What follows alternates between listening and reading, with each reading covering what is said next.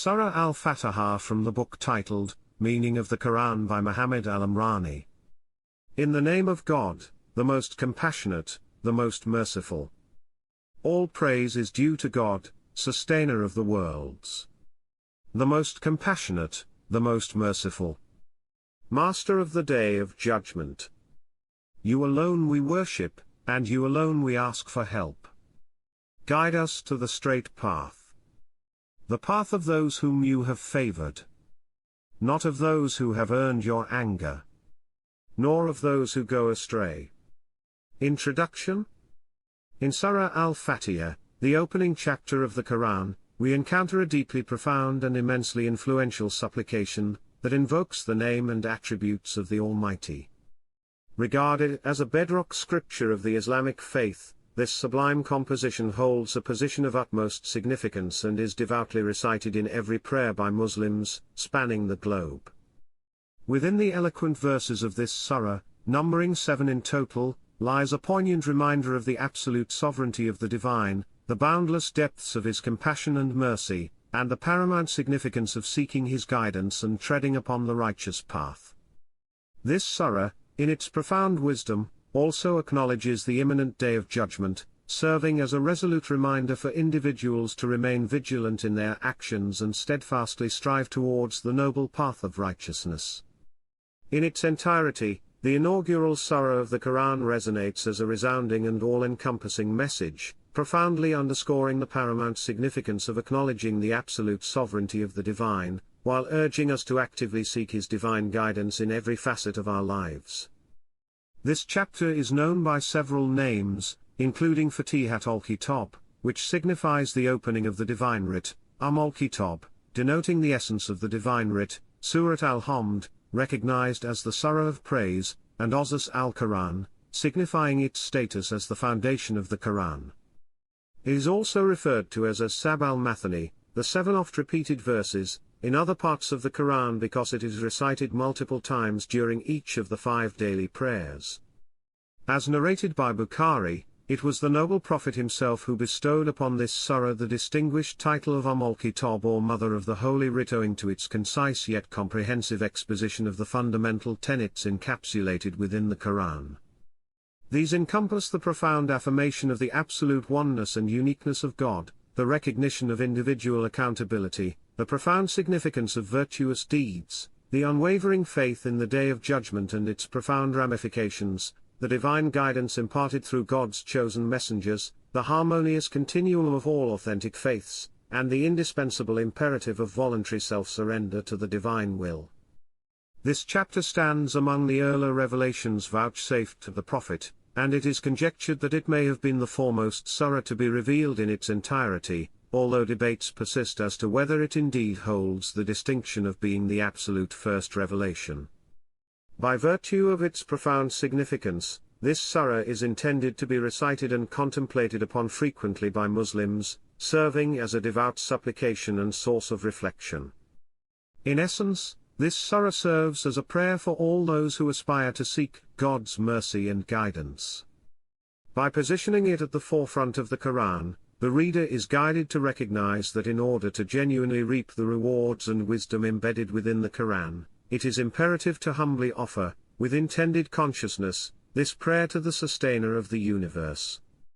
Hence, al-Fatihah subtly underscores the profound notion that the most optimal course for an individual entails beseeching divine guidance upon the straight path, approaching the study of the Quran with an open mind and a sincere quest for truth, and acknowledging that the sustainer of the universe is the ultimate wellspring of all knowledge. The evident essence of this theme underscores that al-Fatihah, along with the Quran, transcends being a mere preface to a book. Rather, it embodies a profound prayer and its subsequent fulfillment.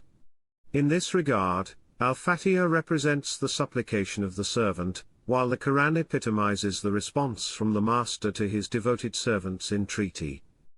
The servant implores God for divine guidance, while the benevolent Master, in response to the supplication, bestows the Quran in its entirety as the comprehensive fulfillment of that prayer, as if to convey, "Behold, this is the guidance you sought from me." Commentary.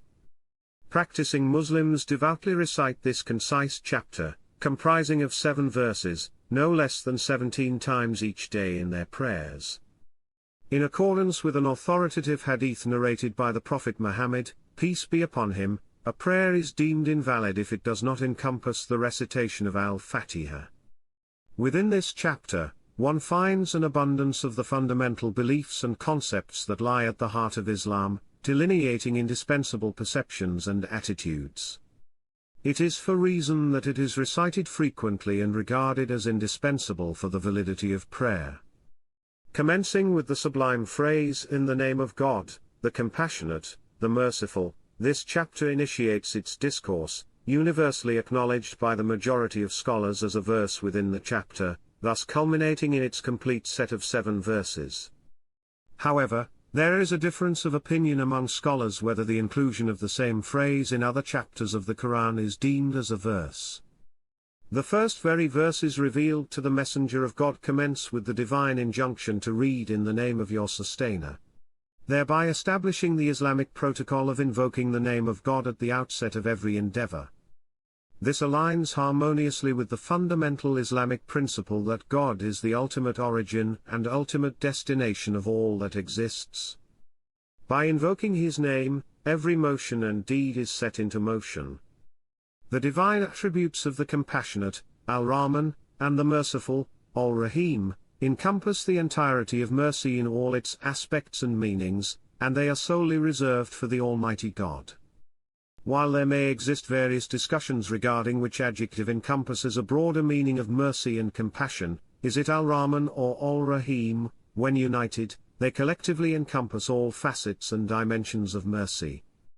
Within the sphere of Islamic faith, the initial fundamental principle resides in the invocation of God's name at the commencement of every action, while the subsequent principle lies in reserving the usage of al-Rahman and al-Rahim exclusively for God, thereby delineating the profound relationship between the divine and humanity.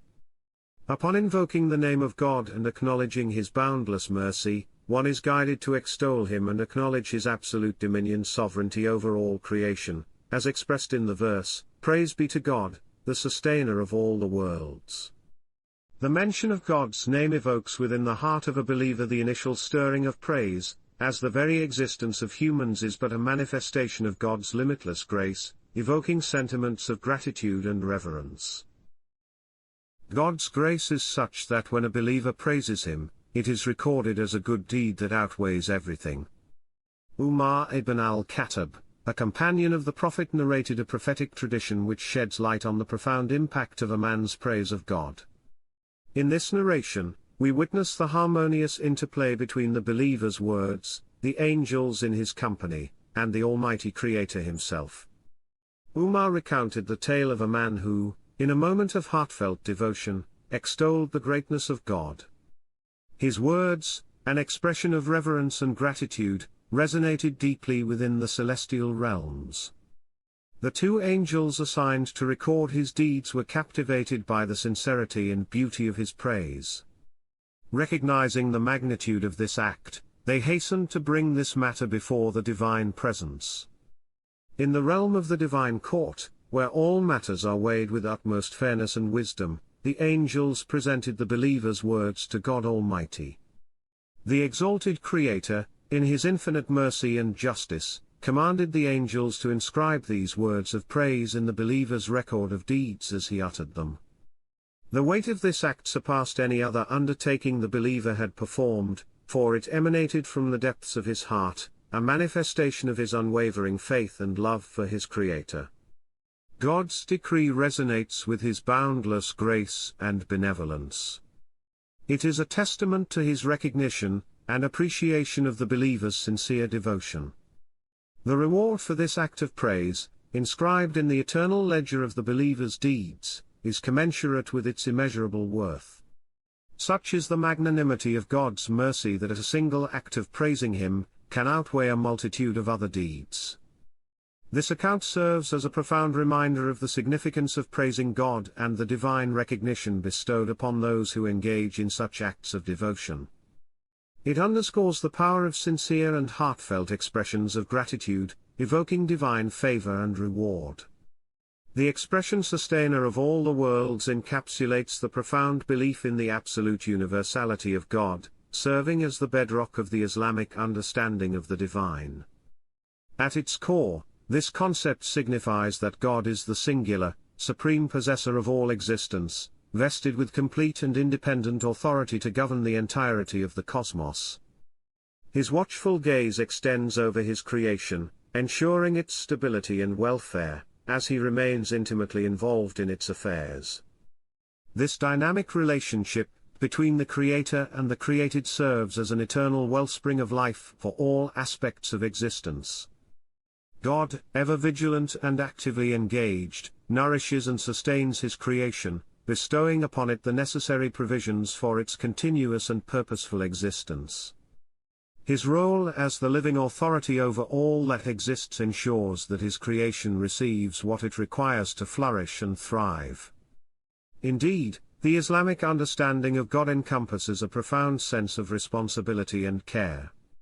God's sovereignty extends far beyond mere ownership, it encompasses his unwavering commitment to the well-being of his creation. His watchful eye ensures that every being receives the sustenance and support it needs to fulfill its purpose and find fulfillment. This understanding of God as the sustainer of all the worlds instills a sense of reassurance and comfort in the hearts of believers. It reminds them that their lives and the entire cosmos are not adrift in a sea of chaos and randomness, but rather lovingly guided and nurtured by the divine hand. It is through this perpetual connection with the Creator that creation finds its meaning and purpose, as God's active presence infuses every moment with significance and vitality. Recognizing the absolute sovereignty of God is of utmost importance in comprehending his complete unity and preventing any confusion that may arise from the pitfalls of polytheism. The Qur'an elucidates the existence of those who, in their quest to draw nearer to God, turn to lesser divinities, and those who elevate their rabbis, priests, imams and shamans to the status of gods alongside God. These references shed light on the prevalent practice of worshipping multiple deities or semi-divine beings that prevailed during the advent of Islam in 7th century Arabia, as well as in other parts of the world which still continue until today. By acknowledging God's absolute lordship, believers safeguard themselves from falling into the trap of associating partners with him. The notion of absolute oneness permeates the Islamic faith, underscoring the indivisible nature of God's essence and authority. It serves as a clarion call to reject the worship of anything or anyone besides the one true God. Within the Quranic narrative, we encounter instances where individuals sought intermediaries or intercessors to intercede on their behalf with God. Some turned to minor deities, hoping that by venerating them, they would draw closer to the divine presence. Others elevated their religious leaders to a status equal to or even surpassing that of God. Islam emerged as a transformative force, challenging the prevailing polytheistic beliefs and emphasizing the absolute unity and oneness of God. It called upon people to abandon the worship of multiple gods or the deification of human beings, redirecting their devotion solely to the one God who created them and all that exists. Through the revelation of the Qur'an, God provided guidance and clarity, dispelling the confusion that had clouded people's understanding of his true nature. By recognizing God's exclusive lordship and affirming his absolute oneness, believers are able to transcend the trappings of polytheism and establish a direct and unadulterated relationship with their Creator. Affirming the absolute sovereignty and active authority of the one God over all creation ensures man's rationality and peace of mind, relieving him from the cruel bewilderment of polytheism. Man must be reassured that a vigilant and caring God is in charge of this world and will never abandon or forsake it. At the time of Islam's advent, the world was rife with erroneous beliefs, false religions, and confusion about the concept of God and his relationship with man and the world. This led to confusion in man's understanding of the world and his place within it. The need for a rational, clear, and consistent system of beliefs became apparent, and Islam sought to correct man's beliefs and establish a clear concept of God's nature and attributes. Islam's concept of God's oneness is the essence and most fundamental principle of the faith. It affirms that God is the one, absolute, and transcendent Lord and Master of all that exists. Islam has also given great attention to defining God's attributes, which have been the cause of much confusion and obfuscation in religious and philosophical thinking throughout history. The intensity, emphasis, and detail with which the Qur'an has dealt with the concept of God's oneness and related subjects can only be appreciated against the backdrop of the mass of erroneous beliefs and confused theologies that had accumulated over time. Islam can be seen as a profound act of divine mercy bestowed on humanity, given with beauty, simplicity, clarity, harmony, and in accordance with human nature. The compassionate, the merciful are two attributes that encompass all meanings and aspects of mercy and compassion, defining the link between the sustainer as creator and his creation. It is a link based on love, care, and compassion, and it is central to the Islamic concept of God. Islam's concept of God is based entirely on love, peace, reassurance, and care, inspiring within man a spontaneous feeling of gratitude and praise towards God. Unlike Greek mythology or the Old Testament, Islam does not depict God as an enemy pursuing man with relentless vengeance or plotting and scheming against his creation with spite and vindictiveness. Master of the Day of Judgment, the belief in the hereafter is a fundamental Islamic principle that has a profound influence on human life.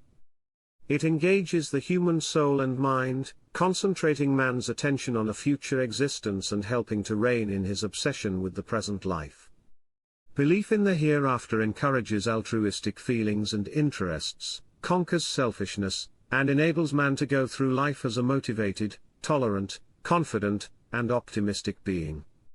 This central Islamic belief distinguishes between aspiring to gain the moral and intellectual freedom that man needs and deserves and capitulating to worldly and selfish desires and pleasures. It marks the difference between a well-balanced and conscientious humanity and an egotistic, self-seeking one. Human life can never be balanced and equitable until people believe that what they earn in this transient life is not the be-all and end-all. Man needs to have the incentive of a confident belief that another life awaits him, worth the struggle, sacrifices, and effort he may have to make here in this short one. This belief brings a fundamental difference in the feelings, attitudes, and behavior of those who uphold it. In the verse, "You alone do we worship and to you alone do we turn, ask, for help," we find another profound principle that demarcates Islam from other faiths. This verse firmly establishes the belief that worship is exclusively reserved for God alone, and that mankind must direct their pleas for assistance solely to Him. This declaration encapsulates a fundamental tenet of Islam, distinguishing it from other religions. It resolutely affirms that the act of worship, the devotion, adoration, and submission of one's entire being, is to be directed solely towards God, the Creator of all. No other entity, whether celestial, angels, stars, planets etc., or terrestrial, deserves such veneration and absolute surrender. Furthermore, this verse emphasizes the importance of seeking help exclusively from God. It highlights the Islamic understanding that turning to any other being, whether human or celestial, for aid or intercession is inappropriate. Rather, believers are encouraged to place their complete trust and reliance on God alone, recognizing His absolute power and ability to address their needs and fulfill their supplications. By affirming the exclusive right of God to be worshipped and the sole source of assistance, this verse establishes a clear boundary between Islam and other religious traditions. It underscores the unique character of Islam as a faith that emphasizes the unequivocal monotheistic worship of God, and the direct connection between the individual and the divine. This principle serves as a guiding light for Muslims, reminding them to direct their acts of worship solely to God and to place their unwavering trust in Him alone. It fosters a deep sense of dependence on the Creator, enabling believers to cultivate a profound spiritual connection and find solace in the knowledge that their supplications and devotion are directed towards the one who possesses the power to grant assistance and fulfill their needs. Once man consciously submits himself to God and seeks help and guidance from Him alone, he gains total liberation from the tyranny of all religious, intellectual, moral, and political powers.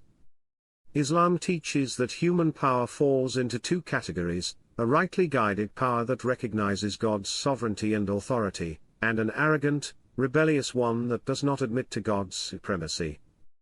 A Muslim is required to support and endorse the former, no matter how weak or disadvantaged it may be, and to reject and oppose the latter, regardless of its strength or dominance. Islam teaches that God has created the physical world and all its forces for man's own use and benefit. Man is directed to study the world around him, discover its potential, and utilize his environment for his own good and the good of his fellow humans. Any harm that man suffers at the hands of nature results from his ignorance or lack of understanding of it, and the laws governing it. The more man learns about nature, the more peaceful and harmonious his relationship with it, and the environment. A conscious believer enjoys a positive, friendly, and constructive outlook on man's relationship with nature, acknowledging God as the origin and creator of all forces and designing them to function together in harmony, compatibility, and mutual support. The forces of nature are subservient to man, who is mentally and physically equipped to discern them, comprehend their laws, and harness them to improve the quality of life on earth. In the profound supplication, "Guide us on the straight path, the path of those on whom you have bestowed your favors, not those who have incurred your wrath, nor those who have gone astray," a believer humbly implores to be illuminated by the path of righteousness and seeks divine assistance to traverse it. This journey towards the right way is unattainable without the guidance, care, grace and mercy of God. The conscious believer, who has submitted willfully to the will of his Maker, recognizes that true guidance, rooted in divine wisdom, is indispensable for leading a righteous life. By beseeching God for guidance, the believer acknowledges his dependence on the Creator's profound knowledge and understanding, and seeks to align his thoughts, actions, and aspirations with the path that pleases God, ensuring his well-being and contentment in both this world and the hereafter. This supplication underscores the transformative power of divine guidance, which holds the key to human happiness and fulfillment regardless of humans' material possessions in this passing life.